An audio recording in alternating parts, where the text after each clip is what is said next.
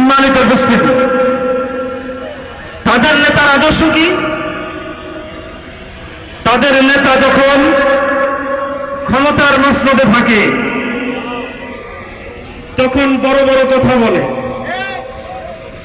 কিন্তু ক্ষমতার মসনদ যখন ছুটে যায়, ক্ষমতার মসনদ থেকে যখন সরে যায়, ক্ষমতার মসনদ থেকে যখন দেশ ও জনতা যখন তাদেরকে আস্থা করে নিক্ষেপ করে, তখন তারা তাদের এতদিন তাদের পিছনে যারা শ্রম দিয়েছে তাদের সেই সৈনিকদের কথা ভুলে শুধু নিজের মান সম্মান, নিজের জান নিয়ে পালানোর জন্য ব্যস্ত হয়ে যায়।